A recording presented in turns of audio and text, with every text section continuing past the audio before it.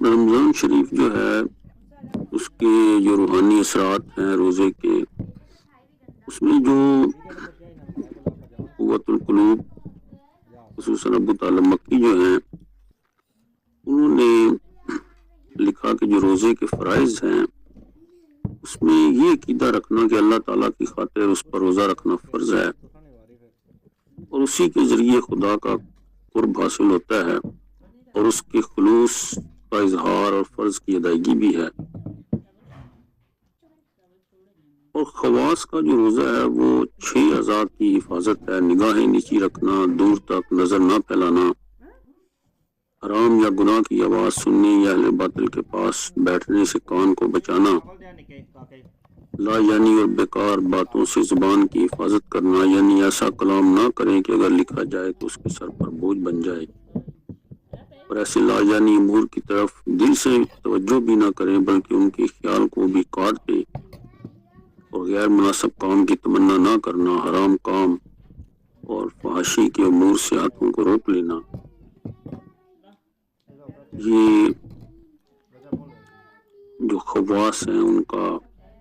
روزہ ہے۔ تو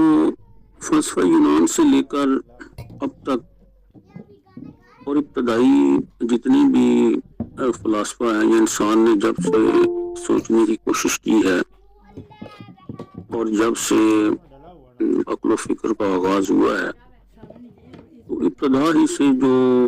جہانی فلسفہ کی تاریخ ہے اس میں بھی ضبط نفس جو ہے اس پر انسانی ذہن نے سوچنے کی بہت کوشش کی کہ جو ضبط نفس ہے، سیلف کنٹرول جسے کہا جاتا ہے، اس سے کیا مراد ہے اور اس کی کیا جزیات ہیں، اس کے کیا خد و خال ہیں، کیسے اپنے آپ کو قابو پایا جائے، اور خود شناسی اور اپنی معرفت کا جو سفر ہے وہ ضبط نفس سے ہی شروع ہوتا ہے۔ اور حضرت علامہ اقبال رحمۃ اللہ علیہ نے بھی جو خودی کے 3 فارمولے بتائے ہیں اس میں ضبط نفس، اطاعت الہی اور نیابت الہی۔ لیکن بات یہ ہوتی ہے کہ جب بھی ضبط نفس کی بات کی جاتی ہے اس پر مزید بحث نہیں ہوتی کہ آیا جو سیلف کنٹرول ہے اس میں کیا کیا چیزیں آتی ہیں۔ تو بنیادی طور پر جہاں بھی اہل فلسفہ ہوں یا اہل روحانیت ہوں، جب بھی انہوں نے ضبط نفس کی بات کی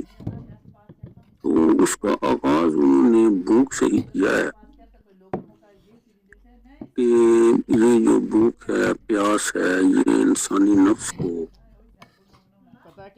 اپنی اصل حالت میں لاتا ہے، اور یہ بھوک جو ہے اس کے بڑے اثرات روح کے اوپر بھی بڑے اہم اثرات جو ہیں وہ پیدا ہوتے ہیں۔ تو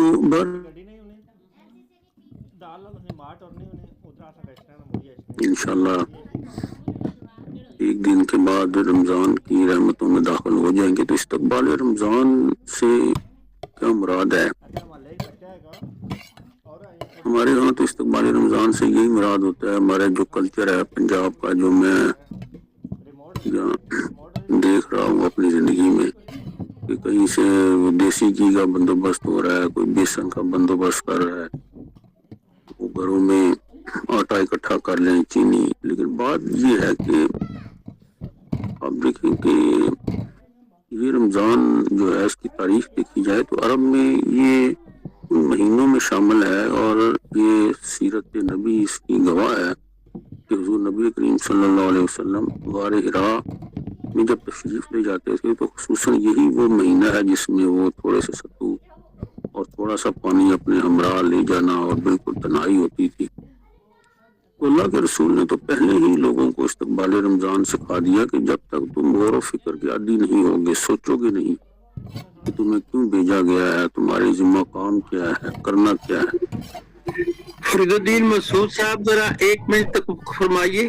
یہ عبد الرحیم خان صاحب ہمارے ساتھ لندن سے شریک ہوتے ہیں، آئے ہوئے ہیں۔ عبد الرحیم خان صاحب آج کے پروگرام کی آپ نے صدارت فرمانی ہے سر، آپ کنفرم کر دیں تاکہ ہم آگے چلیں، پروگرام کنٹینیو کریں۔ السلام علیکم میر صاحب، جی آپ کا حکم سر آنکھوں پر لیکن شکریہ، میرے لیے ٹھیک ہے، میں کوشش کروں گا. بہت شکریہ. ٹھیک ہے جی، ٹھیک ہے، جزاک اللہ. جی فرید الدین مسعود برانی صاحب، ساری آپ کو ڈسٹرب کیا، شروع کریں اپنا مقالہ. ویسے مجھے آج یہ احساس ہو رہا تھا کہ یہ صدارت کو اتنی بھاری ذمہ داری ہے کہ جس کے ذمہ بھی، ویسے تو پاکستان کا تو ہر بندہ ہی صدر بننا چاہتا ہے، لیکن کسی علمی نشست کی صدارت کے لیے وہ میں سمجھتا ہوں کہ ہر بندہ ہی جو ہے وہ میر صاحب کے آگے ہاتھ جوڑ رہا ہے. تو بہرحال بہت مہربانی، انہوں نے صدارت قبول فرمائی ہے. تو جو حضور نبی کریم صلی اللہ علیہ وسلم کی فکر کا آغاز ہے کہ لوگوں کو دوزخ سے نجات کیسے دینی ہے، یہ ہے وہ تمام سوال کہ جن کے لیے عرصہ دراز سے حضور نبی کریم غار حرا میں جایا کرتے تھے. اور غور و فکر جو ہے وہ رسول اللہ کی رمضان سے سمجھیں کہ متعلقہ پہلی سنت ہے. آج ہم رمضان کو ایک روایت سمجھ رہے ہیں، ایک تقریب سمجھ رہے ہیں، لیکن جو اس کا سنجیدہ پہلو ہے، جو حضور نبی کریم صلی اللہ علیہ وسلم کا غور و فکر تھا، اور جو آپ کی وہاں لگن اور جستجو تھی جس نے کائنات میں اتنا بڑا انقلاب برپا کر دیا، وہ یہ رمضان ہی تھا. لیکن بدقسمتی یہ ہے کہ ہمارا وہ مفہوم ہی بدل گیا ہے. استقبال رمضان کے حوالے سے اگر اس چھوٹی سی بات کو سمجھا جائے کہ دنیا میں جتنے بھی جانور سدائے جاتے ہیں، جس قسم کے جانوروں کو بھی ٹرینڈ کیا جاتا ہے، یہ بات طے ہے کہ انہیں بھوک دے کر ہی سکھایا جاتا ہے. اور یہ عرب کے کلچر میں یہ چیز تھی کہ گھوڑوں کو جب جنگ کے لیے تیار کیا جاتا تھا تو گھوڑوں کو پہلے میدان میں لے جا کر سخت گرمی اور بھوک میں جہاں سخت لو چلتی تھی، اس میں ان کے چہرے کو ایک طرف کر کے کھڑا کر دیا جاتا تھا، صرف کس لیے کہ جب میدان جنگ آئے تو وہاں وہ کہیں اس گرمی اور بھوک اور پیاس سے کہیں وہ سپاہی جو ہے اس کا ساتھ نہ کہیں چھوڑ دے، وہاں وہ میدان میں قائم رہے. وہ جو پروسیس ہے، وہ جو عمل ہے، اس کو کہا جاتا تھا کہ یہ پروسیس جو ہے یہ صوم ہے. تو انسانیت کو اس کی معراج کی طرف لے جانے کے لیے، اس کی ٹریننگ کے لیے، اس میں پیشنس پیدا کرنے کے لیے، دوسروں کا احترام پیدا کرنے کے لیے، غور و فکر کے لیے، اور انسانی زندگی کے جس میں انسان کے بارے میں قرآن میں کہا یا ایھا الانسان انک قادح الی ربک قدحا فملاقی، انسان مشقت کر، محنت کر، تجھے محنت کرنے والا پیدا کیا گیا ہے، تو یہ پہلا ہی مشقت کرنے کے لیے کیا گیا ہے. اس سے مراد یہ ہے کہ تو زندگی میں کہیں بھی نہیں جا رہا، یہ دیکھنے والے تجھے دیکھتے ہیں کہ تو گھر جا رہا ہے، دفتر جا رہا ہے، یا کہیں مسجد میں جا رہا ہے. اصل میں جو تیرا سفر ہے وہ سفر اللہ ہے، وہ اللہ کی طرف تیرا سفر ہے. اور یہ غور و فکر کے لیے اور جد و جہد کے لیے پروردگار عالم نے رمضان کے مہینے کو ڈیزائن کیا ہے، اور ساتھ ہی بتایا کہ یہ آپ کے لیے اسپیشل ڈیزائن نہیں ہوا، بلکہ کما کتب علی الذین من قبلکم، تم سے پہلے بھی جتنے لوگوں پر الہام ہوا، جتنے لوگوں پر ہم نے کتاب نازل کی، جو بھی امتوں کے دائرے میں آئے، ہم نے ان کے لیے اس بھوک پیاس کی ترتیب جو بھی تھی، دن جو بھی تھے، اس کی جزیات قوموں کے کلچر کے حوالے سے بدلتی رہی، لیکن یہ جو بھوکا پیاسا رہنا ہے یہ ہر امت کے لیے اس کو فرض کیا گیا. اور وجہ کیا تھی؟ تاکہ تقوی الہی جو ہے وہ حاصل ہو. تو اگر ہم اس پیٹرن پر نہیں سوچیں گے اور یہی کافی سمجھ لیں گے کہ سارا سال نمازیں نہیں پڑھنی، صرف رمضان میں ہی پڑھنی ہے، سارا سال قرآن نہیں پڑھنا، قیام اللیل صرف رمضان میں ہی کرنا ہے، حالانکہ اس قیام اللیل کا مطلب تو یہ ہے کہ سارا سال اس قیام اللیل کو جاری رکھا جائے. اس قرآن سے ہمارا کوئی واسطہ نہیں، صرف تراویح میں ہی سن لینا ہے. جس رفتار سے ہمارے ہاں ڈیٹیریشن ہو رہی ہے، اس طرح تو اور کئی رمضان آئیں گے لیکن تبدیلیاں نہیں آئیں گی. تو ہمیں رسول اللہ کی سنت پر عمل کرتے ہوئے غور و فکر کی عادت میں ڈالنا ہے کہ اگر رسول کریم جو ہیں وہ اسی رمضان شریف میں غار حرا میں جایا کرتے تھے، تو ہم نے دیکھنا ہے کہ ہم کہاں سٹینڈ کرتے ہیں، ہم نے کیا کرنا ہے۔ اور جیسا کہ سہیل الیاس بٹ صاحب نے حدیث شریف بیان کی انما الاعمال بالنیات، وہ ہم نے روزہ جو ہے وہ ہم نے کس نیت سے ہم نے رکھنا ہے۔ تو مقصد یہ ہے کہ تقوی الہی جو ہے وہ حاصل ہو۔ تو یہ کتنی اہم چیز ہے، کوئی امت اس حوالے سے چھوڑی نہیں گئی، یعنی ہمیں متقی بنانا وقت اور زمانے کی ضرورت ہے۔ اور آپ دیکھیں کہ تقوی جو ہے ہمیں جو قوتیں عطا کی گئی ہیں، دیکھنے کی، سننے کی، سوننے کی، چکھنے کی، ان کے مس یوز کا نام تقوی کی مخالفت ہے۔ اور اگر ہم اپنی ان قوتوں کو پراپر اللہ کی فرما برداری میں یوٹیلائز کرتے ہیں تو ہم متقی ہیں، اور ان ساری قوتوں کو اگر ہم ایکسپلائٹ کرتے ہیں تو سمجھیں کہ ہم تقوی کے قریب بھی نہیں پہنچے۔ تو یہی بنیادی بات ہے کہ تقوی حاصل کرنے کے لیے ہمیں پریکٹس کروائی جاتی ہے۔ اور اگر یہ دیکھنا ہو کہ متقی کون ہے تو آج بھی آپ دیکھیں کہ ہم گھر کے اندر جو کھانے کا میز ہے اس پر دیکھ لیں، اگر ہم اپنے بچوں کو ہی چیک کر لیں کہ جو وحشیوں کی طرح ہم کھانے کی طرف دوڑتے ہیں جب افطاریاں ہوتی ہیں، جہاں ہمارے بڑے بڑے افطار ڈنر ہوتے ہیں، بڑے بڑے علماء کرام کی محفلیں ہوتی ہیں، تو آپ دیکھیں کہ یہ اصول تمام زندگی پر محیط ہے۔ ہم تو اتنے بھوکے ہیں کہ نہ ہمارے پلازے مکمل ہو رہے ہیں، نہ ہماری کوٹھیاں مکمل ہو رہی ہیں، نہ گاڑیوں کے سائز مکمل ہو رہے ہیں، نہ گھروں کے سامان مکمل ہو رہے ہیں۔ تو تقوی تو یہ ہے کہ جو اپنے ہاتھ کو روک لے، اپنے ہاتھ کو کھینچ لے، یعنی تقوی کا ایک بنیادی اصول ہے کہ جب انسان لالچ میں سب سے زیادہ کھانے میں ہی لالچ کرتا ہے، اسی لیے تمام پیغمبروں، رسولوں، نبیوں اور عظیم اصحاب رسول، اولیاء کرام، صوفیاء، عظیم لوگوں نے انسان کی جو بنیادی سرشت ہے اس پر ہی گرفت کی ہے اور اس کی مکمل MRI کی ہے کہ جب تک یہ فاقہ نہیں کرے گا، یہ کھانے کے ٹیبل پہ اس کا احتساب نہیں ہوگا، اس کو روکا نہیں جائے گا، اس سے روزہ نہیں رکھوایا جائے گا، تو اس تقوی کے بغیر اس قرآن سے بھی اس کو بینیفٹ نہیں ملے گا۔ حالانکہ قرآن میں تو ہے کہ کوئی خوشخط ایسی نہیں چیز جس کا تذکرہ اس قرآن میں نہ رکھا ہو، تو قرآن تو یہ کہہ رہا ہے کہ یہ ہدایت ہے متقیوں کے لیے، یعنی جب تک یہ متقی نہیں ہوگا اس کو قرآن سے بھی کوئی گفٹ نہیں ملے گا، کوئی ہدایت نہیں ملے گی۔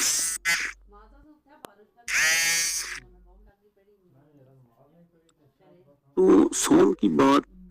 ہو رہی تھی کہ یہ سوم عربوں کا رواج ہے کہ جس میں جب گھوڑے سرکش ہوتے تھے اور انہیں سدانا مقصود ہوتا تھا تو ان کے پاؤں کو بھی باندھا جاتا تھا،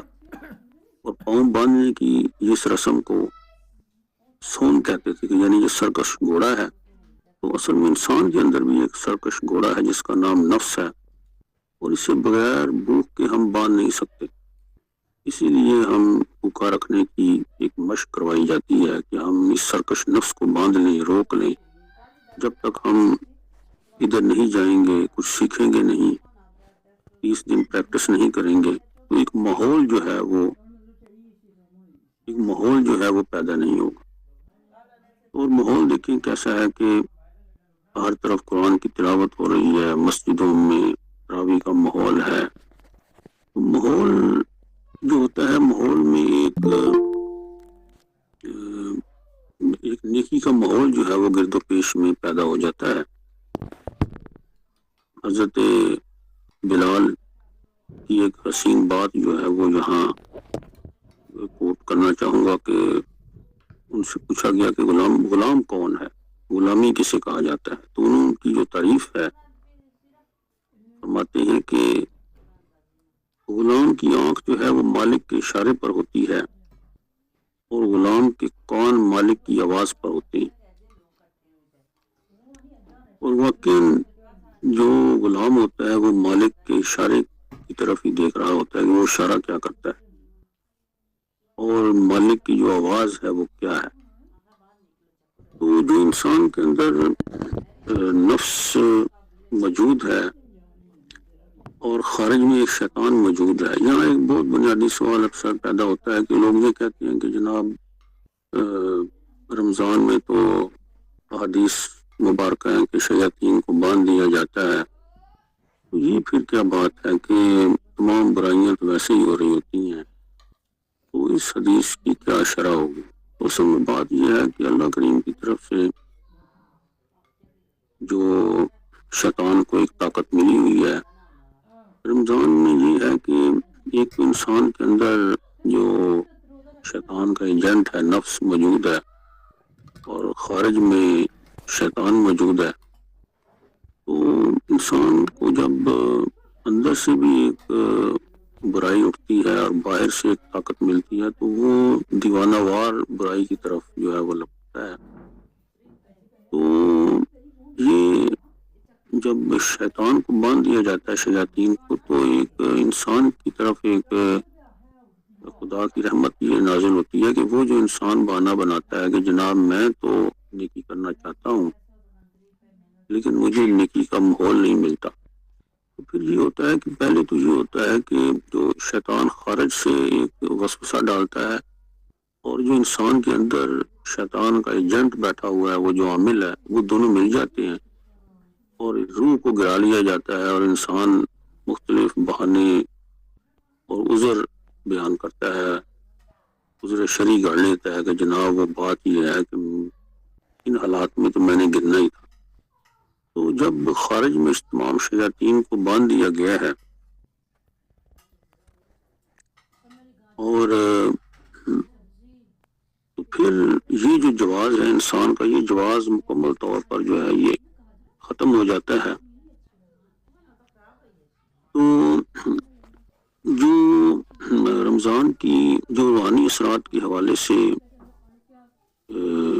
اگر دیکھا جائے اہل تصوف کی کتب میں, تو ایک تو بھوکا رہنا تو ہے ہی, لیکن اصل چیز جو ہے وہ بھوکا رہ کر, میں بعد میں وہ حدیث شریف کی طرف آؤں گا کہ سوم علی و اناج سی بہی, اللہ کریم فرماتے ہیں کہ روزہ میرے لیے اور میں اس کی جزا ہوں. وہ کہنے اس حدیث شریف کی بہت سی توجیحات ہیں, لیکن دیکھنا یہ ہے کہ صرف بھوک سے ہم اس منزل تک نہیں پہنچ سکتے. بھوکا رہ کر کرنا کیا ہے؟ بھوکے رہ کر مشاہدہ حق بھی ہو, یعنی روزہ رکھا ہو تو صرف مشاہدہ حق کی آرزو کے لیے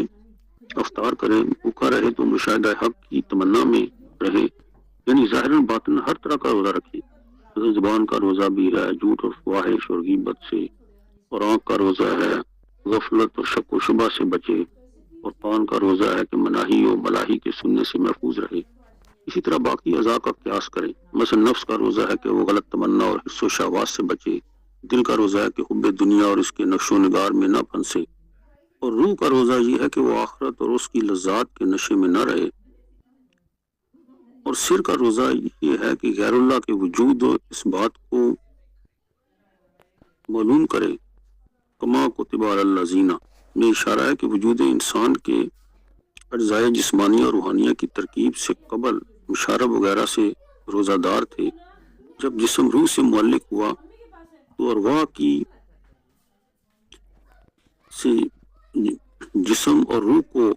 حظوظ حوانیہ اور نفسانیہ کی آرزو پیدا ہوئی. اس کے بعد جسم کے قالب کے حواس کی وجہ سے روح کو مشارب حوانیہ اور روحانیہ کی ضروریات محسوس ہوئی. اس پر اللہ تعالیٰ نے روزہ فرض فرمایا, جیسے کہ وہ عالم ازل میں روحانیت میں فردن فردن ان پر روزے کا حکم تھا. لعلکم تتقون, تاکہ تم مشارب مرقبات سے بچ جاؤ اور روزے رکھ سکو. تو شراب ظہور کی استعداد کے ساتھ اور ان مشارب سے افطار کرے, جیسا کہ سورہ دہر میں ہے یشرب بہا عباد اللہ, کہ اللہ تعالیٰ اپنے بندوں کو پلائے گا جبکہ انہیں شرابن طہورہ سے نواز کر انہیں پورے طور پر پاک کر دے گا. یہ شراب حظوظ حوانیہ اور روحانیہ کی علائش سے پاک کر دے گا. وَلَٰكِن يُرِيدُ لِيُطَهِّرَكُمْ, اور اللہ تعالیٰ کا تمہارے متعلق پاک کرنے کا ارادہ ہے. پھر جب بندے کے حظوظ کی تمنا کا ستارہ گم ہوگا تو پھر مشاہدہ حق کا آغاز ہوگا. اس وقت ایفائے عہد ہوگا جو حضور علیہ السلام نے روزہ داروں کے لیے فرمایا کہ للصائم میں فرحتین, کہ روزہ دار کو دو خوشیاں نصیب ہوتی ہیں. اور وہ دو خوشیاں جو نصیب ہوتی ہیں ان دو خوشیوں سے کیا مراد ہے کہ وہ دو خوشیاں کون سی ہیں؟ ایک خوشی تو یہ ہے کہ وہ اس نے کھانا کھا لیا، لیکن اس کو تو پیاس جو تھی وہ مشاہدہ حق کی تھی۔ جب اللہ کریم نے کہا کہ میں اس کی جزا ہوں، اور تمام صوفیہ کرام نے اس کی شرح میں یہ لکھا، اللہ کریم نے فرمایا کہ میں ہی اپنا روزہ دار کو قرب عطا کروں گا، میں ہی اس کے لیے۔ تو اس کی تشریح میں بہت سی گفتگو ہے، لیکن میں ان تمام سے کنارہ کرتے ہوئے امام غزالی کی جو احیاء العلوم ہے اس میں انہوں نے جو باب باندھا ہے بھوک کے حوالے سے کہ آیا یہ جو روزہ ہے اس کے روحانی اثرات تو بہت سے ہیں، اور اس میں شاہ ولی اللہ محدث دہلوی جو ہیں انہوں نے بھی اس کے بارے میں روزہ کے جو فوائد ہیں اس کے بارے میں لکھا ہے کہ آیا اس کے کیا فوائد ہیں۔ تو میں پہلے شاہ ولی اللہ جو ہے ان کا روحانی جو اثرات ہیں روزے کے وہ میں بیان کرنا چاہوں گا کہ اس میں فرماتے ہیں کہ پہلا فائدہ تو روزے کا یہ ہے، اس کے جو روحانی اثرات ہیں کہ یہ بہت بڑی نیکی ہے، اس سے جو انسان کے اندر دو پہلو ہیں، ایک بہیمیت ہے اور ایک جو روحانی ملکہ ہے جس کو ملکیت کہتے ہیں، اس کو تقویت ملتی ہے، اور وہ جو حیوانی پہلو ہے وہ کمزور ہو جاتا ہے۔ اور ایک جملہ انہوں نے بڑا استعمال کیا روزے کے بارے میں، اور وہ یہ ہے کہ فرماتے ہیں کہ جو روح کا چہرہ ہے وہ پالش ہو جاتا ہے۔ روح کے چہرہ پر پالش کرنے کے لیے اور طبیعت کو مغلوب کرنے کے لیے روزوں سے بہتر کوئی چیز نہیں ہے۔ اور وہ جملہ ان کا عربی میں بھی لطف آئے گا، فرماتے ہیں وَالصَّوْمُ حَسَنَةٌ عَظِیمَةٌ یُقَوِّی الْمَلْکِیَّہ وَیُضْعِفُ الْبَہِیمَةَ، کہ جو قوت ملکیہ ہے اس کو طاقت ملتی ہے اور جو بہیمیت ہے وہ کمزور ہو جاتی ہے۔ اور اس جملے کا عربی میں ہی مزہ آئے گا کہ وَلَا شَیْءٌ مِثْلُهُ فِی صَقْلِهِ وَجْهِ الرُّوحِ، ایک تو ہمارا یہ چہرہ ہے کہ جو ہمارا جسمانی ہے مادی، لیکن جو وجہ روح ہے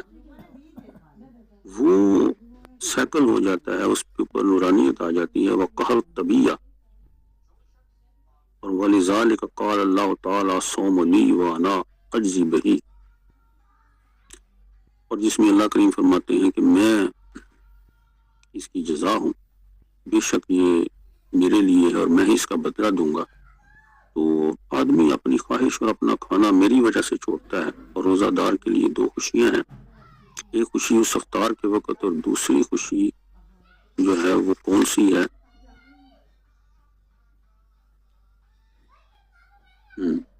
اور دوسری خوشی جو ہے وہ اپنے رب سے ملاقات، جس کو لقاء اللہ جو ہے وہ کہا جاتا ہے۔ تو روزہ جو ہے یہ تمام اہل تصوف نے لکھا ہے کہ یہ آدھی طریقت اس میں ہے، یعنی اس میں اصل میں تصوف اور طریقت کی بنیاد بھی عمل کے اخفاء میں ہے، اس کو مخفی رکھنے میں ہے، اور اللہ کے ساتھ جو تعلق ہے انسان کا اس میں فرماتے ہیں کہ آدھی طریقت جو ہے وہ روزے میں ہے، یعنی ہر عمل میں ریا کا احتمال ہے، مگر روزہ ایک ایسی مخفی چیز ہے کہ اس میں ریا کا احتمال نہ ہونے کے درجے میں ہے۔ روزہ خالص اللہ کے لیے ہی ہوتا ہے، اور وہ اتنی بڑی نیکی ہے کہ اس کے ثواب کا اندازہ فرشتوں کو بھی نہیں ہوتا۔ یعنی جس میں یہ فرمایا گیا کہ میں اس کی جزا ہوں، اس سے مراد یہ ہے کہ فرشتے بھی روزے کو کاؤنٹ نہیں کر سکتے کہ اس بندے کی جو بھوک اور پیاس میں اس بندے نے اللہ کے لیے جو روزہ رکھا ہے اس کی کیا کوالٹی ہے، اس کا کیا معیار ہے، اس کو کیا درجہ دینا ہے صائمین کو۔ تو جو صائم ہے، روزہ دار ہے، وہ اس کے ثواب کا اندازہ اس میں کوئی شامل نہیں ہے، یعنی اللہ کریم اور بندے کا معاملہ ہے، فرشتوں کو بھی اس کا اندازہ نہیں ہوتا، نہ وہ نیکی کے اجر کو بڑھانے کے معروف ضابطے کے تحت آتا ہے۔ اس کا اجر قیامت کے دن اللہ تعالیٰ ہی تجویز فرمائیں گے، اور جب بندے کی اللہ کے حضور میں پیشی ہوگی اور اللہ تعالیٰ اس کے روزوں کا ثواب ڈکلیئر کریں گے، بندہ خوش ہو جائے گا اس معاملے کو ہم جتنا مرضی چاہیں ہم نہ الفاظ میں اس کو بیان کر سکتے ہیں اور نہ ہی اس کو لکھا جا سکتا ہے، لہذا اس موضوع کو ادھر ہی ہم روکتے ہیں۔ دوسرا، شاہ ولی اللہ فرماتے ہیں کہ روزوں سے جس قدر بہیمیت کا ہجان گھٹ جاتا ہے اور گناہ معاف ہوتے ہیں، وہ تو حدیث زبان زدیام ہے سب کے لیے کہ من صام رمضان ایمان و احتسابا غفر له ما تقدم من ذنبه، جو رمضان میں روزہ رکھتا ہے ایمان و احتساب، یہ اتنی بڑی حدیث، یعنی ہر حدیث کی معنی کے اعتبار سے گہرائی و گہرائی کی حامل ہے، لیکن حضور نے فرمایا کہ ایمان و احتساب، اب سارا دن روزہ تو رکھا ہوا ہے لیکن ساتھ حالت ایمان میں بھی ہے اور احتساب بھی اس کا جاری ہے، تو پھر اس کے جو غفر له ما تقدم من ذنبه، تو اگر سارا دن روزے میں یہ حدیث ہی ہمارے ذہن میں رہے تو یہ ہمیں بہت روزے کی روحانیت جو ہے وہ ہمارے پیدا کر دے گی۔ ایمان و احتساب کہ حضور کی یہ چھوٹی سی جو حدیث ہے، جو فرمان مبارک ہے، یہ پورے سمندر جیسے مفاہیم اپنے اندر رکھتا ہے کہ ایمان اور احتساب، اور روزوں کی وجہ سے انسان میں اور جو ہے کہ اخلاق عالیہ انسان اپنے اندر پیدا کرتا ہے، الہی اخلاق پیدا کرتا ہے، تو فرشتوں جیسی مشابہت انسان کے اندر جو ہے وہ پیدا ہو جاتی ہے، اور جب انسان کے اندر موافقت اور ہم آہنگی پیدا ہوتی ہے تو فرشتے روزہ دار سے محبت کرنے لگ جاتے ہیں، اس لیے کہ فرشتے جب کچھ خود کھاتے نہیں ہیں اور روزہ دار بھی اس حالت میں ہوتا ہے کہ وہ بالکل، یعنی ایک جس کو کامن گراؤنڈ کہتے ہیں، کامن پوائنٹ کہتے ہیں، کامنالٹی، کہ فرشتے اور آپ میں ایک مشترکات جو ہیں ان میں ایک یہ چیز پیدا ہو جاتی ہے کہ وہ بھی بھوکا ہے، وہ بھی کھاتا نہیں ہے، تو وہ فرشتے روزہ دار سے محبت کرنے لگ جاتے ہیں، اور روزہ دار جو ہے وہ فرشتوں کی محبت کا مرکز بن جاتا ہے، اور یہ ہے وہ مقام جہاں حضور نے فرمایا کہ روزہ دار کے منہ کی جو بدبو ہے، جس کو خلوے معدہ سے جو پیدا ہوتی ہے، وہ مشک کی خوشبو سے بھی بہتر ہے۔ تو جب ملائکہ جب محبت کرنا شروع کر دیتے ہیں تو وہ انسان جو ہے روزہ دار، وہ اللہ کی محبت کا بھی مرکز بن جاتا ہے۔ تو نیک بختی حاصل کرنے میں جب روزہ دار پورے اہتمام اور پابندی کے ساتھ روزہ رکھتا ہے تو ایک معاشرے میں، یعنی جو حدیث شریف ہے کہ جب تم میں کوئی روزہ رکھے تو اس کو چاہیے کہ وہ بےہودہ اور فوش گفتگو نہ کرے، شور و شغب نہ کرے، کوئی دوسرا اس سے گالی گلوچ کرے یا جھگڑا کہے تو کہہ دے کہ میرا روزہ ہے، تو ایک پورے معاشرے میں قال و سلامہ کی فضا جو ہے وہ پیدا ہو جاتی ہے، جو ایک جنت کا ماحول۔ تو یعنی شیاطین جو ہیں ان کو جکڑ دیا جاتا ہے، جنت کے دروازے کھول دیے جاتے ہیں، دوزخ کے دروازے بند کر دیے جاتے ہیں۔ تو رمضان میں یہ جو ایک ماحول جو ہے یہ پیدا ہو جاتا ہے نیکی اور عبادت کی سام فضا میں، شیاطین اور جن جو بہکانے والے، تو اس وقت اہل ایمان جو ہیں وہ خیر و سعادت کی طرف مائل ہو جاتے ہیں۔ تو روزہ دار کو اللہ تعالیٰ کا جو وصال ہے وہ نصیب ہوتا ہے، یعنی یہ جو حدیث شریف ہے کہ انا عجزی بہی، اس کی بعض لوگ جو ہیں وہ اجزا پڑھتے ہیں، یعنی فعل مضارع مجہول، لیکن صوفیہ کے ہاں یہ جو قرات معروف ہے کہ اس صورت میں حدیث کا مطلب وہ یہ لیتے ہیں کہ روزے کے بدلے میں دیا جاتا ہوں، یعنی خود اللہ تعالیٰ روزے دار کو مل جاتے ہیں، اور یہی وصل معلّہ ہے۔ اور اس کی صورت یہ ہوتی ہے کہ جب کوئی شخص بہیمیت کو مغلوب کرنے کے لیے اور نفس کی برائیاں دور کرنے کے لیے محنت کرتا ہے اور محنت کر کے نفس کو مجلہ و مصفہ کر لیتا ہے، تو عالم مثال میں اس کا ہر عمل ایک پاکیزہ صورت اختیار کر لیتا ہے، اور اہل اللہ میں سے جو نہایت پاکیزہ اور اونچے درجے کے لوگ ہوتے ہیں وہ اپنے عمل کی اس مقدس صورت کی طرف توجہ کرتے ہیں، جس کی وجہ سے ان کا ادراک جو ہے وہ قوی ہو جاتا ہے، اور اس عمل کی پاکیزگی اور صفائی کے راستے سے اللہ تعالیٰ کی ذات تک پہنچ جاتے ہیں۔ تو بہرحال یہ جو صوم علی و انا عجزی بہی، اس میں بہت صوفیہ کرام نے اس کی اپنے اپنے طریقہ سے لکھی ہے، لیکن ہم کیونکہ موضوع روزے کے روحانی اثرات ہیں تو ایک یہ بڑی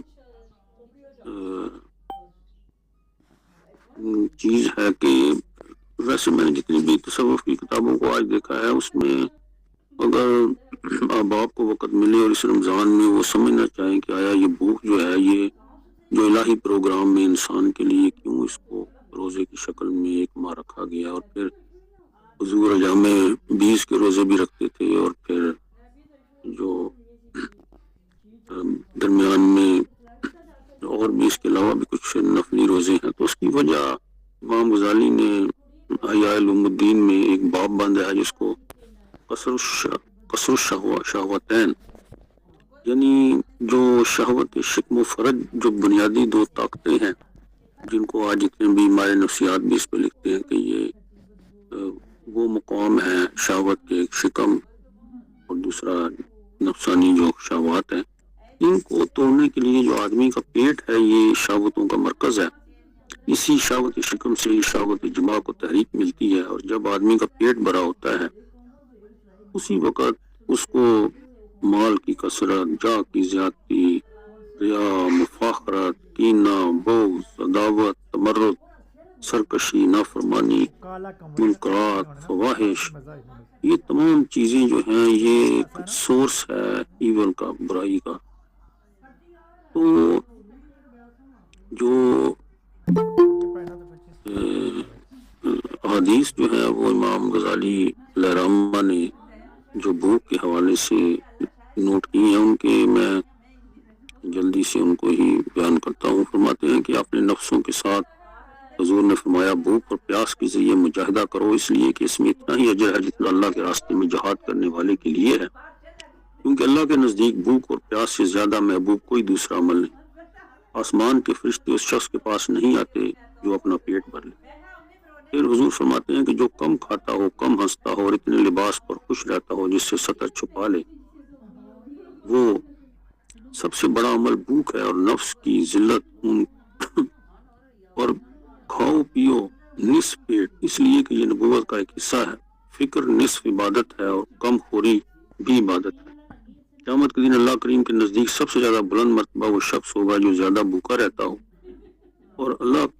کریم کا زیادہ فکر کرتا ہو، اور قیامت کے نزدیک کے روز اللہ کے نزدیک زیادہ برا وہ شخص ہوگا جو زیادہ سوتا ہو، زیادہ کھاتا ہو اور زیادہ پیتا ہو۔ اللہ تعالیٰ اس شخص پر جس کا دنیا میں کھانا پینا کم ہو فرشتوں میں فخر فرماتا ہے اور فرشتوں سے کہتا ہے میرے بندے کو دیکھو کہ میں نے اسے دنیا میں کھانے پینے کی آزمائش میں مبتلا کیا تو اس نے صبر کیا اور میری خاطر انہیں چھوڑ دیا۔ کیا فرشتوں گواہ رہنا جو لقمہ بھی اس نے ترک کیا میں اس کی عوض جنت میں درجات عطا کروں۔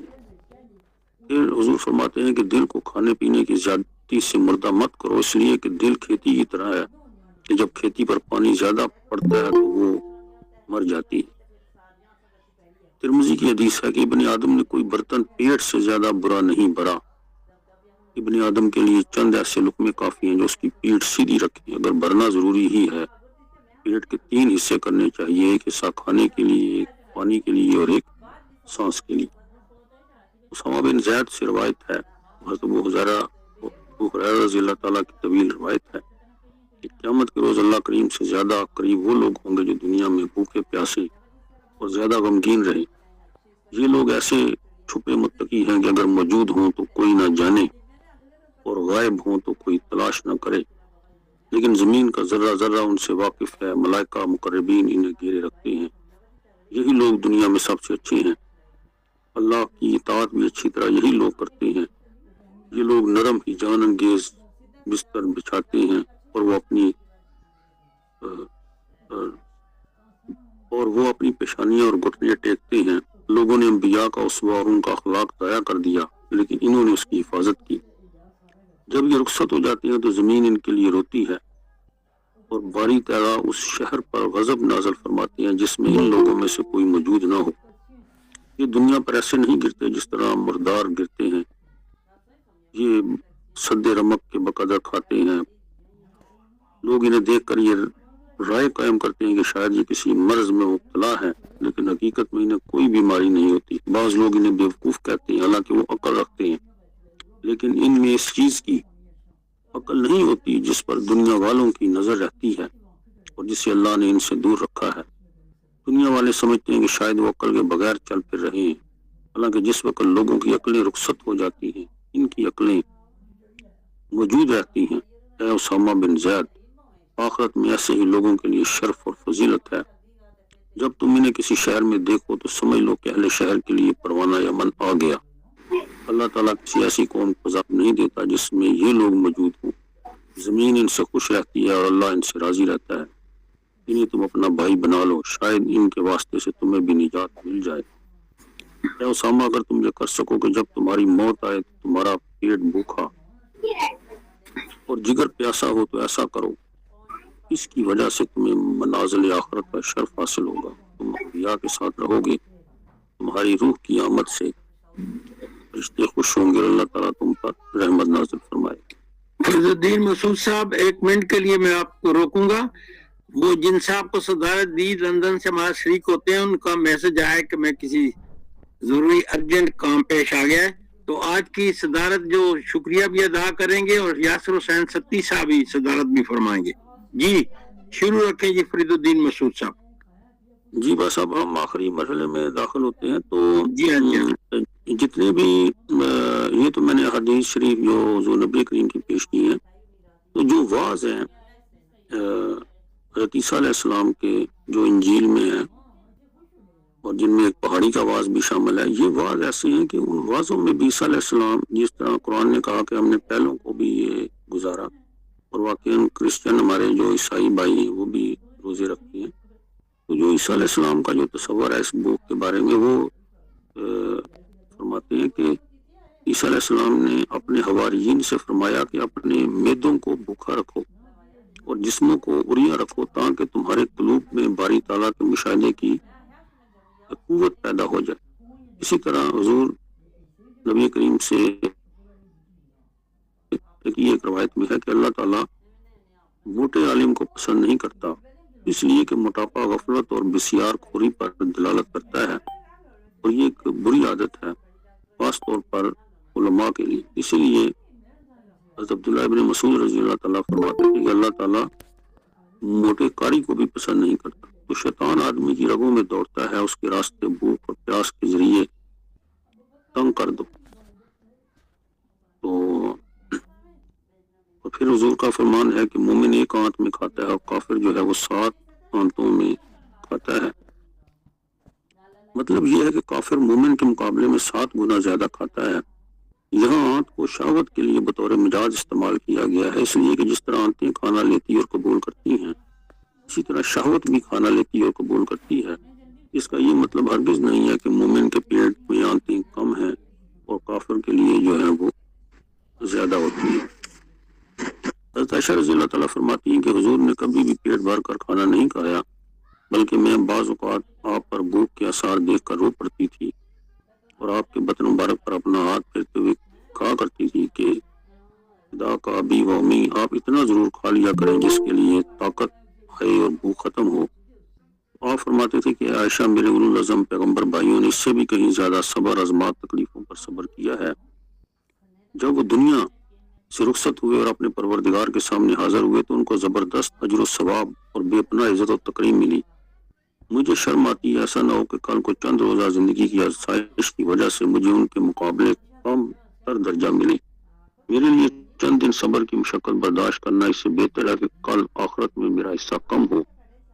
اور مجھے اس کے علاوہ کوئی بات پسند نہیں کہ میں اپنے دوستوں اور بھائیوں کے ہمراہ رہوں۔ حضرت عائشہ صدیقہ فرماتی ہیں کہ اس گفتگو پر ابھی 1 ہفتہ بھی نہیں گزرا تھا کہ آپ اپنے رب کریم سے جا ملے۔ تو حضرت عمر رضی اللہ تعالیٰ فرماتے ہیں کہ پیٹ بھرنے سے بچو کیونکہ اس سے زندگی میں گرانی کا باعث اور مرنے کے بعد تعفن کا پیش خیمہ ہے۔ آخر میں حضرت شفیق بلخی کے قول سے اپنی گفتگو کو ختم کرتا ہوں۔ حضرت شفیق بلخی فرماتے ہیں کہ عبادت ایک پیشہ ہے، اس کی دکان خلوت ہے اور اس دکان کا جو سامان ہے وہ بھوک ہے۔ حضرت لقمان نے اپنے بیٹے سے فرمایا کہ اب بیٹے جب معدہ بھرا ہوتا ہے تو فکر کی قوت سو جاتی ہے، حکمت گنگی ہو جاتی ہے، اعضاء عبادت میں سستی کرنے لگتے ہیں۔ فضیل بن عیاض رضی اللہ تعالیٰ اپنے نفس سے دریافت فرماتی ہے، نفس تجھے کس چیز کا خوف ہے؟ کیا تو بھوک سے ڈرتا ہے؟ بھوک سے مت ڈر، کیونکہ بھوک سے تو انسان ہلکا پھلکا رہتا ہے۔ حضور اور آپ کے اصحاب بھی تو بھوکے رہتے تھے، کہیں کہا کرتے تھے اللہ تو نے مجھے بھوکا رکھا، تاریک راتوں میں روشنی سے محروم رکھا، کیسے کیسے ہیلوں سے مجھے اس درجے تک پہنچایا۔ فتح موصلی کو جب بھوک ستاتی اور مرض شدت اختیار کرتا تو ان کی زبان سے بھی یہ الفاظ جاری ہوتے کہ اللہ تو نے مجھے بھوک اور مرض میں مبتلا کیا ہے، اپنے دوستوں کو اسی طرح آزمائشوں میں ڈالتا ہے، میں اس نعمت کا کس طرح شکر ادا کروں جو تو نے مجھے عطا کی ہے۔ مالک بن دینار فرماتے ہیں کہ وہ شخص کتنا خوش قسمت ہے جس کے پاس غلے کی کچھ مقدار موجود ہو اور وہ نان شبینہ کے لیے کسی کا دست نگر نہ ہو، اور خوش قسمت ہے وہ شخص جو صبح و شام بھوکا رہے اور اللہ کی خوشنودی سے محروم نہ رہے۔ تو یہ حضرت امام غزالی جو ہیں، اگر آپ بھوک کے حوالے سے اور جو فلسفہ ہے رمضان کا اس میں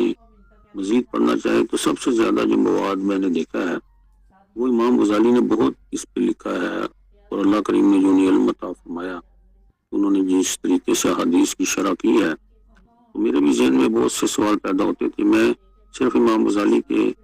جو انہوں نے فوائد لکھے ہیں روزے کی روحانی، اس کو ایک ترتیباً پڑھ کر اس کو ہم گفتگو ختم کرتے ہیں۔ بہرحال اگر آپ کو ملے تو جو احیاء علوم الدین ہے اس میں بہت زیادہ امام غزالی نے لکھا ہے۔ پہلا فائدہ تو روزے کا روحانی جو ہے وہ صفائے قلب ہے، اور دوسرا رقت قلب ہے۔ فرماتے ہیں کئی دفعہ ذکر زبان پر اسی روز بھوک کی وجہ سے جاری ہو جاتا ہے، اس کی وجہ یہ ہوتی ہے کہ حضور قلب حاصل ہو جاتا ہے اور دل میں نرمی پیدا ہو جاتی ہے، اور تیسرا جو ہے تواضع اور انکساری جو ہے وہ پیدا ہوتی ہے، اور چوتھا عذاب الہی کی یاد اور اہل مصائب سے عبرت حاصل ہوتی ہے، شہوات کا قلع کما اور نصف امارہ پر غلبہ حاصل ہوتا ہے، چھٹا فائدہ بیداری پر قوت حاصل ہوتی ہے۔ یہ پورے باب انہوں نے باندھے ہیں، کہیں کہیں صفحے لکھے ہیں اس پر۔ ساتواں فائدہ عبادت پر مواظبت کی سہولت ہے، اور آٹھواں فائدہ خود تندرستی ہے، صحت ہے، اور صدقہ و خیرات ہے۔ تو یہ تقریباً انہوں نے اس کے جو فوائد ہیں روزے کے وہ لکھے ہیں، اس کے جو انسان کے جسم پہ جو روحانی اثرات ہیں، جو حکمتیں ہیں کہ بھوک کے حکم اور اس کی فضیلت میں جو آراء ہیں، بزرگوں کے احوال ہیں، اسلاف کے، وہ لکھے ہیں۔ کم خوری اور ترک شہوات کی یافتیں ہیں، اور بہت زیادہ میں سمجھتا ہوں کہ صوفیاء میں سب سے زیادہ امام غزالی نے اس پر کام کیا ہے۔ تو اللہ کریم سے دعا ہے کہ مجھے تو جب بھی رمضان آتا ہے تو حضور کی یہ حدیث جو ہے یہ بار بار پڑھتا ہوں، اور دعا بھی یہی مانگتا ہوں کہ حضور فرماتے ہیں کہ ایسا نہ ہو کہ اس رمضان سے کچھ لوگوں کو بھوک اور پیاس کے سوا کچھ بھی حاصل نہیں۔ تو یہ دعا کرنی چاہیے کہ یا اللہ کہیں ہم ان لوگوں میں شامل نہ ہو جائیں رمضان کے آخر میں جن کو صرف بھوک پیاس کے سوا کچھ حاصل نہیں ہوتا۔ تو جو مقصد ہے اس کا تقوی، رضا الہی اور اللہ کریم کا قرب، اللہ سے دعا ہے کہ ہم سب کو اس رمضان میں وہ روزے رکھنے کی توفیق عطا فرما کہ جو اللہ کریم کے نزدیک مطلوب اور مقصود ہیں، اور جو اس کے نفع جو ہمیں نہیں معلوم کہ اس کی حکمتیں کیا ہے، وہ تو اللہ کریم بھی جانتے ہیں۔ تو اللہ کریم ہمیں خلوص کے ساتھ یہ روزے رکھنے کی توفیق عطا فرمائے۔ جزاک اللہ فرید الدین مسعود برانی صاحب، آپ نے روزے کے روحانی اثرات پہ ماشاءاللہ بہت بہترین گفتگو فرمائی۔ آپ پروگرام کے اگلے حصے کی طرف بڑھتے ہیں۔ سارا سید صاحبہ نے کچھ تبصرہ یا سوال فرمانا ہے۔ جی سارا سید صاحبہ۔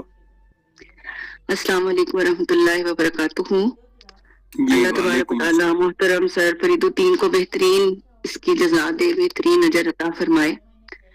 اچھا، آپ نے جو حدیث پڑھی من صام رمضان ایمانا و احتسابا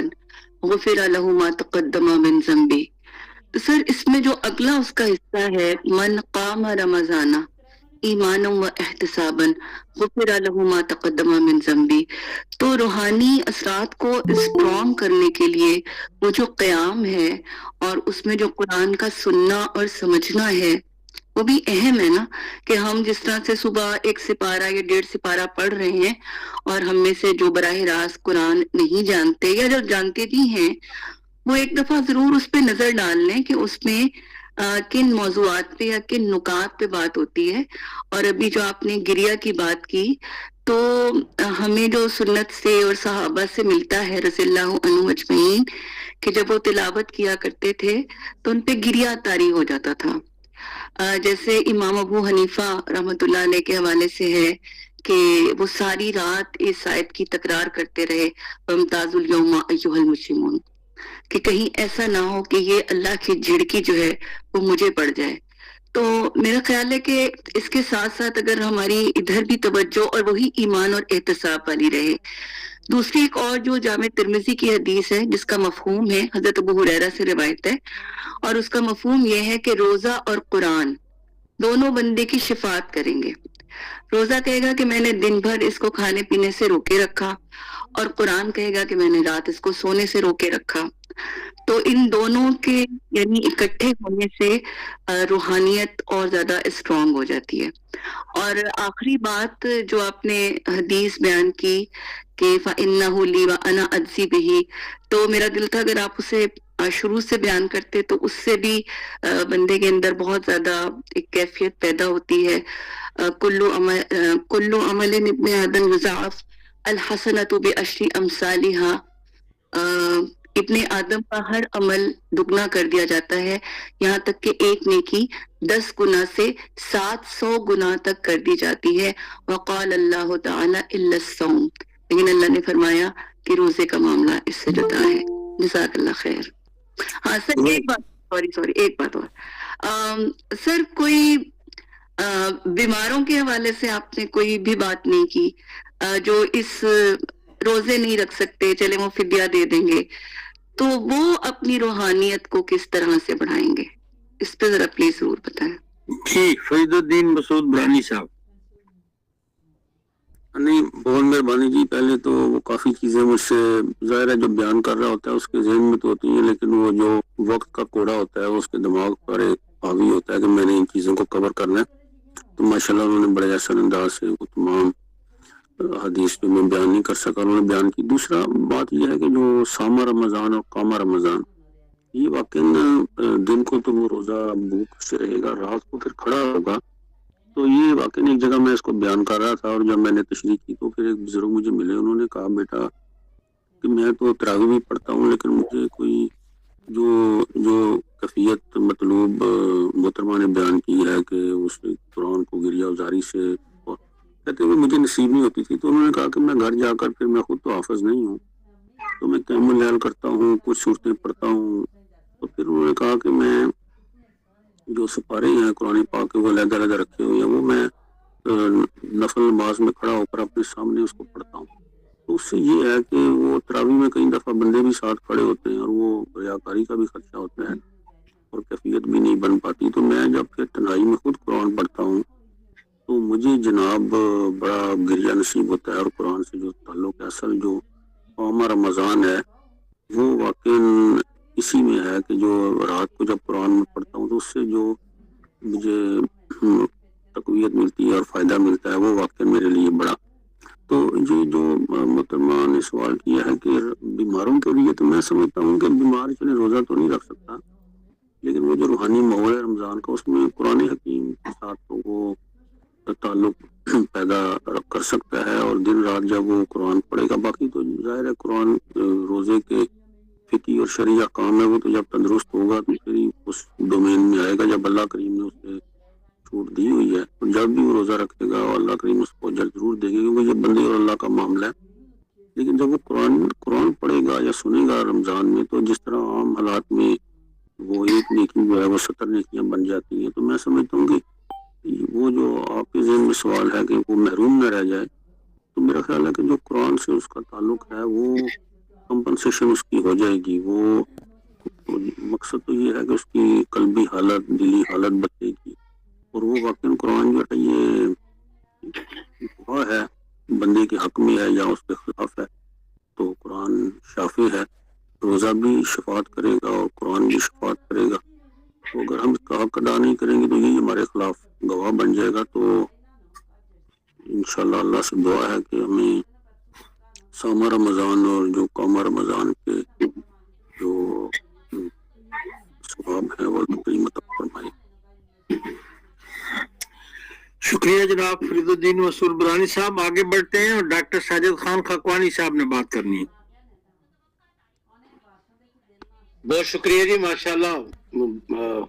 حسب معمول بڑا شاندار خطاب تھا. خاص طور پر جو صوفیاء کے اقوال تھے وہ میں سمجھتا ہوں کہ حاصل خطاب تھے. ایک سوال میں ضرور کرنا چاہوں گا کہ واضح طور پر رہبانیت کی طرف جھکاؤ نظر آ رہا تھا، بالکل کلیئر واضح. دینیات کے طالب علم کی حیثیت سے میں نے اس کو بڑی شدت سے محسوس کیا ہے. تو ذرا فاضل مقرر اس بات کی وضاحت فرمائیں کہ رہبانیت میں اور صبر و قناعت ان دونوں کے درمیان کیسے ہم فرق کریں گے کہ رہبانیت کس طرف کیسے بندہ جھک جاتا ہے اور صبر و قناعت کے حکم ربی پر کیسے عمل کیا جا سکتا ہے رہبانیت سے بچ کر. بہت شکریہ جی. جی ڈاکٹر فرید الدین مسعود برانی صاحب. وہ ماشاءاللہ خاکوانی صاحب صحیح فرما رہے ہیں. ایسے ویسے انہوں نے شاید تاثر لے لیا رہبانیت کا. وہ ایسی تاثر تو میں اس کو یہ کلیئر کرتا ہوں جو سورہ انبیاء میں آیت ہے کہ جب یحییٰ علیہ السلام زکریا علیہ السلام اور ان کی زوجہ نے پکارا تو جب یحییٰ علیہ السلام اللہ نے عطا کی تو ساتھ فرمایا یدعوننا رغبا و رہبا. تو میں سمجھتا ہوں کہ ان دونوں نے پکارا رغبت اور رہبت کے ساتھ. تو رہبت جو ہے رہبانیت دونوں نے اپنے آپ کو کٹ کر یعنی دنیا سے کٹ کر پکارا. تو میں صرف اس حد تک رہبانیت ہے کہ جب انسان اللہ کے حضور حاضر ہے تو وہ دنیا سے کٹا ہوا ہے. باقی تو جب وہ دنیا میں جائے گا اپنے معاملات کرے گا تو وہ اسلام اور دین تو یہی ہے. لیکن یہ ہے کہ جب اللہ کے حضور حاضر ہونا عبادات میں رہبانیت کی اجازت ہے. یعنی اجازت سے مراد یہ ہے کہ جب اس نے اللہ کو پکارنا ہے سب سے کٹ کر عبادت کا تو جوہر ہی یہ ہے کہ وہ سب سے کٹا ہوا ہو. کہ زکریا علیہ السلام اور ان کی بیوی یدعوننا رغبا و رہبا کہ وہ رغبت اور رہبت سے پکارتے تھے یعنی بالکل انقطاع اللہ ان کو حاصل تھا. تو جو ہماری عبادات ہیں جو باقی حضور ہم قرآن پڑھ رہے ہیں اور باقی تمام چیزیں جو ہیں یہ جب ہم اس حالت عبادت میں ہیں تو وہ ایک قسم کی سمجھے کہ وہ رہبانیت ہی ہے اتنی دیر کے لیے. لیکن وہ جس سینس میں آپ فرما رہے ہیں وہ تو ظاہر ہے رہبانیت تو لا رہبانیہ فی الاسلام، اسلام میں تو رہبانیت کی کوئی گنجائش ہی نہیں. تو جس رہبانیت کو اللہ کے نبی نے منع فرما دی ہے ہم تو اس طرف نہیں جا سکتے. لیکن یہ ہے کہ جتنی دیر ہمارا جو روزہ ہے یہ ہم نے اللہ کی رضا کے لیے ہے یا جتنی دیر ہم عبادت کر رہے ہیں ہمارا جو پکارنا ہے ہمارا جو اللہ کے ساتھ جو تعلق ہے اس میں کم از کم ہمارا وہ اللہ کے ساتھ جو اس کو اب میرا خیال ہے وہ آپ نے تاثر لیا لیکن میں نے تو ایسی گفتگو میں کوئی ایسی بات نہیں کی. جی شکریہ فرید الدین مسعود برانی صاحب. ڈاکٹر فرید خان صاحب نے بات کرنی ہے. بہت شکریہ قبلہ میر صاحب. اللہ پاک سلامت رکھے، ڈھیروں درجات بلند ہوں. میرے پیارے بھائی فرید کے بھی انتہائی خوبصورت ماشاءاللہ ان کا خطبہ اور ہر چیز. میں اس لحاظ سے شروع یہ کرتا ہوں چلیے کہ ماہ رمضان المبارک اپنی تمام تر رحمتوں، برکتوں اور رونقوں کے ساتھ ہم پہ سایہ فگن ہے. اچانک ہی مسجدوں کی زیبائش بڑھ جائے گی، گھروں میں افطار و سحر کی گرم بازاری دیکھنے سے تعلق رکھے گی اور بلکہ پورے مسلم معاشرے میں تقوی و پرہیزگاری کی نورانی چادر تنی نظر آئے گی. اور یہ تو خالق کائنات نے انسان کو خوشخبری دے دی تھی کہ جو اس ماہ میں ایمان و یقین اور اجر و ثواب کی نیت سے روزے رکھے گا اللہ تعالیٰ اس کے تمام گناہ معاف فرما دے گا. اور یہی وہ مہینہ ہے جب حضرت ابراہیم خلیل اللہ پر آسمان سے صحیفہ نازل ہوا. یہی وہ مہینہ ہے جب حضرت داؤد علیہ السلام کو زبور عطا ہوئی. یہی وہ ماہ مبارکہ ہے جس میں حضرت موسیٰ علیہ السلام پر تورات اتاری گئی، اور یہی وہ مہینہ ہے جب ہمارے نبی آخر الزماں محمد صلی اللہ تعالی علیہ وآلہ وبارک وسلم پر قرآن کا نزول شروع ہوا۔ ہر چیز، بلکہ خود رسول اکرم صلی اللہ تعالی علیہ وآلہ وبارک وسلم کا ارشاد مبارکہ ہے کہ ہر چیز کی ایک بہار ہے، اور قرآن پاک کی بہار ماہ رمضان مبارکہ ہے۔ قرآن کریم میں اگر اللہ تعالیٰ روزے کی مقصدیت پر روشنی ڈالتے ہیں تو شروع میں ہی سورہ بقرہ کی 183ویں آیت، یا ایھا الذین آمنوا کتب علیکم الصیام کما کتب علی الذین من قبلکم لعلکم تتقون، اے ایمان والو تم پر روزے فرض کیے گئے جس طرح تم سے پہلے لوگوں پر فرض کیے گئے تھے، شاید کہ تم پرہیزگار بن جاؤ۔ اب اس آیت مبارکہ میں لعلکم تتقون کہ تم پر روزہ اس لیے فرض ہوا تاکہ تم پرہیزگار بنو، یہ بڑا بلیغ جملہ ہے۔ آئیے ذرا تھوڑا سا برے صغیر کی سوچ سے، جو کہ ہے بھوکا رہنا صرف، اور عموماً میں نے جب بھی سنا تو بھوک کے اوپر ہی ذکر آتا ہے کہ بھوک سے ایسا اور بھوک سے ویسا، ایک لفظ پکڑتے ہیں آج، اور وہ ہے تقوی۔ اس کی ایک بڑی اعلیٰ تشریح آج نگاہ سے گزری جب صحابی رسول اللہ صلی اللہ تعالی علیہ وآلہ وبارک وسلم نے حضرت ابی بن کعب رضی اللہ تعالیٰ عنہ نے یہ بات فرمائی کہ ایک مرتبہ حضرت عمر فاروق رضی اللہ تعالیٰ عنہ نے ان سے سوال کیا تقوی کسے کہتے ہیں؟ سیدنا ابی بن کعب رضی اللہ تعالیٰ عنہ نے کہا کہ آپ کبھی ایسے راستے سے گزرے ہیں جن کے دونوں طرف خاردار جھاڑیاں ہوں؟ حضرت عمر فاروق رضی اللہ تعالیٰ عنہ نے جواب دیا، جناب جی بالکل ہاں۔ پھر سیدنا کعب رضی اللہ تعالیٰ عنہ نے پوچھا، آپ اس راستے کو کس طرح طے کرتے ہیں؟ حضرت عمر فاروق کا جواب سنیے، انہوں نے کہا کہ میں اپنے کپڑوں کو دونوں ہاتھوں سے سمیٹ لیتا ہوں، کہیں وہ جھاڑیوں میں الجھ نہ جائیں۔ حضرت ابی بن کعب رضی اللہ تعالیٰ عنہ نے فرمایا، بس یہی تقوی ہے۔ رمضان کا جو ماہ ہے یہ بانٹنے کا ماہ ہے، یہ خود کو بھوکا رکھنے کی بات نہیں ہے، یہ تقوی و پرہیزگاری کا ماہ ہے۔ ٹھیک ہے، جب آپ قرآن کی اس آیت سے ترجمہ اخذ کرتے ہیں کہ تم پرہیزگار بن جاؤ، تو پرہیزگار میں سب سے پہلی چیز آتی ہے ایسا روزہ جو آپ دکھاوے کے لیے نہیں رکھ رہے ہیں، پر اس سے آپ کا مقصود اور اس کا آپ کی نیت ہے اپنے آپ کو پرہیزگاروں میں شمار کروانا۔ اور اس میں سب سے پہلی چیز آتی ہے کہ جہاں آپ اپنے لیے غذا کی مناسبت کم کر رہے ہیں، اپنے نفس پہ قابو کر رہے ہیں، وہاں ان لوگوں کا بھی اہتمام کریں جن کے پاس افطار کے وقت کچھ نہیں ہوتا۔ بانٹنے کا مہینہ ہے، پیار کرنے کا مہینہ ہے، ایک دوسرے کو گلے لگانے کا ماہ ہے۔ یہ ہے روزے کا اصل مفہوم، کہ آپ اس حالت میں جب آپ جانتے ہیں کہ میں اس وقت غلط دیکھ نہیں سکتا تو وہ آنکھ کا روزہ ہو گیا، میں غلط سن نہیں سکتا تو کان کا روزہ ہو گیا، میں اپنی زبان میں حلاوت پیدا کروں جس سے میں کلام اور درود پڑھتا ہوں تو زبان کا روزہ ہو گیا، اور اسی کے ساتھ جو پیٹ ایک جڑا بیٹھا ہے، جو ہر بیماری کی علاج گاہ ہے، اس کو کنٹرول کرنا، جس کو آج انگریز بڑی محبت سے کہتا ہے انٹرمیٹنٹ فاسٹنگ۔ ٹھیک ہے، اور ایک انگریزوں میں فیشن بن چکا ہے کہ جناب آپ نے کینسر سے بچنا ہے، انٹرمیٹنٹ فاسٹنگ پہ آ جائیے، آپ نے لمبی عمر پانی ہے، انٹرمیٹنٹ فاسٹنگ پہ آ جائیے، آپ نے اپنے لوگوں سے جڑنا زیادہ ہے، جن کی بھوک آپ محسوس کریں گے، جو پورا سال بھوکے رہتے ہیں، تو انٹرمیٹنٹ فاسٹنگ پہ آ جائیے۔ تو یہ انگریز کو سکھایا ہم نے ہے، اور یہاں سے روزے کا اصل مفہوم اجاگر ہوتا ہے کہ آپ اپنے کو ان لوگوں سے جوڑتے ہیں 11 ماہ جنہوں نے بھوک برداشت کی، اور اب آپ کے اوپر یہ وقت اگر آیا ہے تو آپ اپنی بھوک میں اپنا حصہ وہ نکال کے ان لوگوں میں تقسیم کر دیں تاکہ ان کی بھوک جب مٹے، جب روزہ افطار کریں تو آپ کے لیے ہاتھ بلند ہوں. یہ ہے تقوی اور پرہیزگاری کا ماہ. یہ عبادات تو 1/3 ہے قرآن میں، 2/3 تو حقوق العباد ہے قرآن پورا. تو قرآن میں اگر کسی چیز کا ذکر ہے تو وہ لوگوں کے ساتھ جو باقی ایک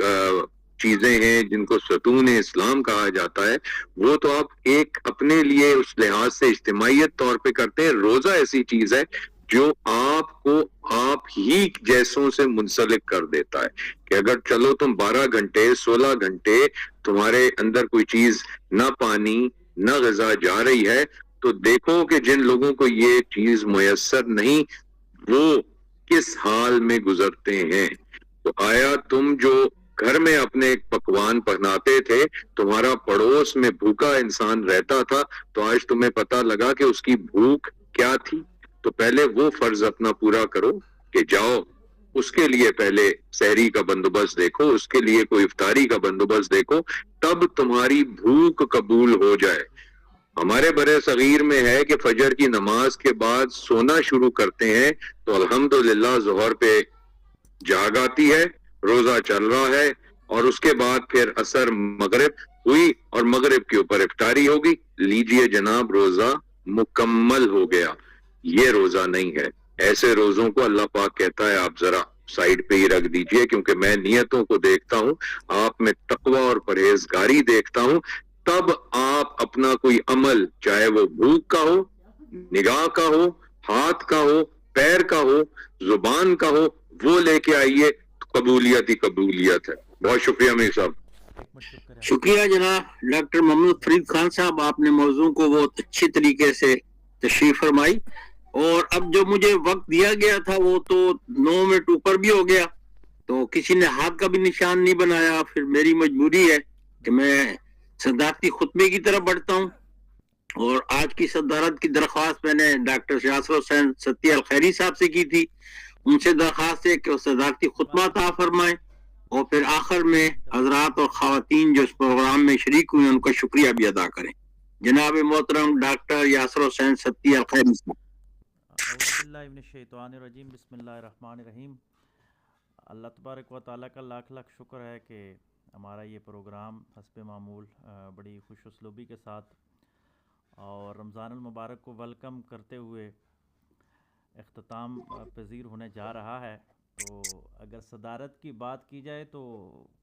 میں اکثر قلم کارواں میں بھی اگر مجھے ادھر G6 اسلام آباد میں صدارت دی جائے تو میں کہتا ہوں کہ وقت ایسا ہو جاتا ہے کہ وہ صدارت والے کی صدا رد ہو جاتی ہے، اور آج 2-3 لوگوں نے اپنی صدائیں رد کی ہیں اپنی مصروفیات کے باعث. تو کرتے کرتے پھر یہ بات صدارت تک پہنچی، تو ہم نے میر صاحب کا حکم مانا تو اس کو سمیٹتے ہیں. ماشاءاللہ فرید الدین مسعود برہانی صاحب پہ اللہ تبارک و تعالیٰ کا خصوصی کرم ہے. یہ انعام ہوتا ہے کسی بندے پہ کہ وہ دن کو پاکستان جیسے ملک کے ایوان عدل میں بیٹھ کر مظلوموں کے مقدمے لڑتا ہے، اور جب اس پہ کرم ہوتا ہے تو وہ سیالکوٹ سے اٹھ کر پاکستان کی سپریم کورٹ میں آ کر توہین رسالت کے کیسز میں اور ختم نبوت کے حوالے سے اپنے عشق مصطفیٰ کی ڈیوٹی کو پورا کرنے کی کوشش کرتا ہے. اور ہم جیسے گناہگار جب ان کو پکارتے ہیں، ہمارے سیرت کا سیشن ہو، تعلیم والا سیشن ہو، تصوف والا ہو، تو یہ مرد کلندر لبیک کہتے ہوئے تشریف لے آتا ہے. اور نہ صرف واجبی سا حکم قبول کرتے ہوئے تشریف لے آتے ہیں بلکہ دلائل سے مزین ہو کر، اور جو وعدہ کرتے ہیں اس کو کتابوں کی گہرائیوں سے لبریز ہو کر لاتے ہیں، اور یہاں آ کر ہم سب کو محظوظ کرتے ہیں. ہم سب ہی نہیں بلکہ اس میں پوری دنیا کے جتنے بھی لوگ ہیں نمائندگی کافی جگہوں سے ہو رہی ہوتی ہے، اور یہ روحانی اور ذہنی حلاوتیں سب کو نصیب کرتے ہیں. میں جتنا بھی اللہ کا شکر ادا کروں وہ کم ہوگا کہ اللہ تبارک و تعالیٰ نے قلم کارواں میں ایسی نابغہ روزگار ہستیاں میں عطا فرمائی ہیں. تو میں ان کا شکریہ ادا کرتا ہوں. انہوں نے بڑی خوبصورت انداز کے ساتھ روزے کے روحانی اثرات کے حوالے سے بات کی ہے. تو روزے کے حوالے سے بات کی جائے تو دنیا کے جتنے بھی مذاہب ہیں ان سب میں کہیں نہ کہیں فاسٹنگ کا کنسپٹ پایا جاتا ہے، تصور ہے، سب لوگ ہی کہیں نہ کہیں روزہ رکھ رہے ہوتے ہیں. لیکن ہمارا اسلام ممتاز کر دیتا ہے کہ روزہ وہی ہے جو ایمان اور اتصاب کے ساتھ رکھا جائے. تو ایمان کے بعد جو فائنل ورژن ہمارا اسلام ہے انسانیت کی فلاح کا، تو اس کے ساتھ جو لوگ روزے رکھتے ہیں اللہ تبارک و تعالیٰ نے ہمیں اس میں شامل فرمایا ہے. اور صوفیانہ فکر کے حوالے سے اگر بات کی جائے تو غالباً شیخ عبد القادر جیلانی رحمۃ اللہ علیہ نے بڑی خوبصورت بات رمضان کی پوری تشریح کر دی کہ رمضان کے لفظوں نے مجھ سے بات کی تو فرمایا کہ رمضان کا راہ کہتی ہے کہ یہ ریاضت کا مہینہ ہے، کہ آپ نے تہجد کے وقت اٹھنا ہے، سحری کرنی ہے، دن کو فاقہ اللہ کی رضا کے لیے برداشت کرنا ہے، افطار کے بعد قیام اللیل اور اس میں کھڑے ہو کر قرآن مجید کو سننا ہے. تو یہ عام انسان بھی ریاضت میں آ جاتا ہے. لیکن ریاضت کا ایک تقاضا یہ ہے کہ ربانیت کی طرف جس طرح ڈاکٹر خاکوانی صاحب نے بھی اشارہ کیا، شاید انہوں نے تاثر لیا ہے، تو یہ خشک ریاضت جو ہوتی ہے یہ بندے کو انانیت اور تکبر میں مبتلا کر دیتی ہے اور وہ دنیا سے الگ ہو جاتا ہے. تو شیخ عبد القادر جیلانی رحمۃ اللہ علیہ فرماتے ہیں کہ را کے ساتھ جب میم شامل ہوتا ہے تو میم کہتا ہے کہ خشک ریاضت سے روزے کا مقصد پورا نہیں ہوتا، بلکہ اس پہ محبت کا چھڑکاؤ کیا جائے.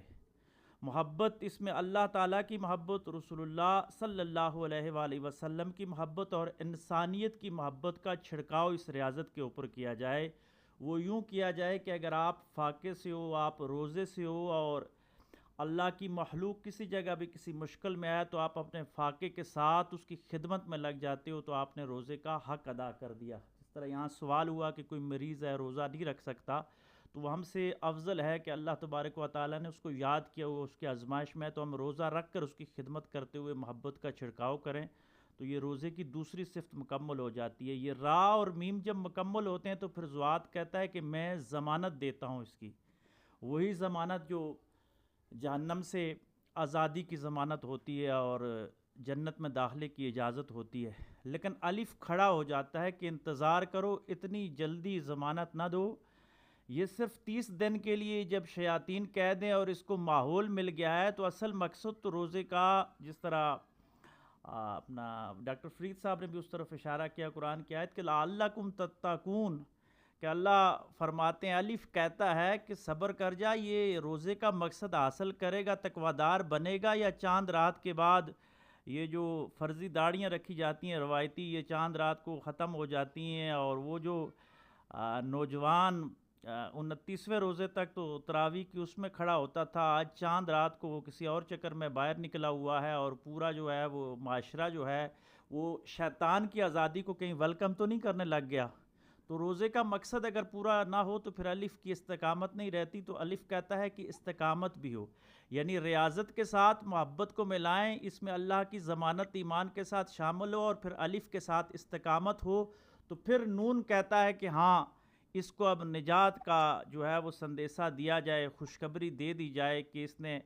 اپنے پورے جو لوازمات ہیں یہ مکمل کر دیے ہیں. تو آج کی ہماری اس گفتگو کا خلاصہ یہی بنتا ہے کہ ہم ریاضت کریں، اس کے ساتھ محبت کا چھڑکاؤ کریں اور اس پہ استقامت رکھیں. تو اللہ تبارک و تعالیٰ کی بارگاہ میں دعا کریں کہ اللہ ہمیں دوزخ سے بچنے والوں میں شمار فرمائے اور جنت کی طرف لے جانے والوں میں اللہ ہمیں بھی شامل فرما لے، اس خوبصورت قافلے میں، اس خوشبخت قافلے میں. یہ سب اللہ کی رضا سے اور اللہ کی مرضی سے اور اللہ کی توفیق سے ہوتا ہے. انسان لاکھ چاہے کچھ بھی نہیں ہو سکتا، ہوتا وہی ہے جو اللہ تبارک و تعالیٰ کی عطا ہوتی ہے، اس کے فضل سے یہ نعمتیں ملتی ہیں. ہم تو گناہگار کمزور لوگ ہیں، اس کی بارگاہ میں دعا فرماتے ہیں کہ یا اللہ تو ہی ہم پہ کرم کر لے، تو راضی ہو جا، اگر تو توفیق دے تو یہ خوبیاں ہم میں آ سکتی ہیں، ورنہ ہم میں تو کوئی کمال نہیں ہے. اور پھر یہ لبنہ فروغ صاحبہ نے کہا کہ تاجروں کو یہ ڈیوٹیاں مل جاتی ہیں، تو شاید ہمارے معاشرے کا یہ المیہ بن چکا ہے. ہمیں اس کے حوالے سے بھی محراب و ممبر سے اور ہر پلیٹ فارم سے آواز اٹھانی چاہیے کہ رمضان المبارک میں دکھ بانٹنے چاہیے، لوگوں کے اپنے اوپر دکھ لے لینی چاہیے، بلکہ ان کے سکھوں کو جو ہے مزید کم نہیں کرنا چاہیے جس طرح پاکستانی تاجر کرتے ہیں. اللہ تبارک و تعالیٰ ہم سب کو ہدایت عطا فرمائے. تو وقت کے دامن میں گنجائش نہیں ہے. جتنے حضرات نے تبصرے کیے انہوں نے بھی بہت خوبصورت ڈیپ اینڈ ڈیپتھ جا کے بڑی خوبصورت گہرائیوں کے ساتھ بات کی. अल्लाह तबारक व तआला सबको बरकतों से नवाजे। तो रमज़ान मुबारक में हमारे जो सेशन है ये सारे उसमें मुअत्तल रहते हैं। रमज़ान मुबारक की बरकतों को मुज़य्यन करने के लिए ही हमारा सीरत का सेशन ही चलता है। जिस तरह डॉक्टर खाकवानी साहब ग्रुप में मैसेजेस कर देंगे, तो जितने भी हज़रात और ख़वातीन ने शिरकत फरमाई, हमारे प्रोग्रामात में शिरकत फरमाते हैं, अल्लाह तबारक व तआला सबको बरकतों से नवाजे। मैं आप सब की बारगाह में इल्तिजा करता हूँ कि रमज़ान मुबारक की सैर व अफ्तार में खुसूसियत के साथ मुझ गुनाहगार के लिए दुआ कीजिएगा। हमारे कलम कारवां की पूरी टीम के लिए, बिलखुसूस मीर अफसर अमान साहब की बुज़ुर्गी में अल्लाह मज़ीद बरकतें अता फ़रमाए। डॉक्टर खाकवानी साहब की काविशों को कबूल फरमाए। जितने भी हैं हमारे इस कलम कारवां का गुलदस्ता है, जो लोग एक लम्हा भी आते हैं वो भी हमारी टीम का हिस्सा हैं। अल्लाह तबारक व तआला सबको रूहानी और मादी खुशियों से माला माल फरमाए। हमारे इस प्रोग्राम में जितने लोग शामिल हुए, मैं उनका सबका एक दफ़ा फिर शुक्रिया अदा करता हूँ। बिलखुसूस फ़ारूका साहिब, फ़ारूका ग़ालिबन नाम है उनका, हमारी एक दफ़ा ही उनसे मुलाकात हुई थी। चाइल्ड साइकोलॉजी में वो स्पेशलिस्ट हैं, तो वो आज के प्रोग्राम में तसव्वुफ़ के हवाले से पहली दफ़ा आई थी। उम्मीद करते हैं कि ये चाइल्ड साइकोलॉजी और तसव्वुफ़ को मिलाकर अगली किसी जुमरात में भी इंशाअल्लाह उनका मकाला होगा। तो इसी पे ये इख्तिताम करते हैं जी। अगर किसी कोई कमी कोताही रह गई तो माफ़ कीजिएगा। सुबहान रब्बिका रब्बिल इज़्ज़ति अम्मा यसिफ़ून व सलामुन अलल मुरसलीन वल्हम्दुलिल्लाहि रब्बिल आलमीन। जज़ाकल्लाह खैर। शुक्रिया जी। प्रोग्राम का इख्तिताम करते हैं और आगे अब कुरान क्लास होगी। डॉक्टर साहब जी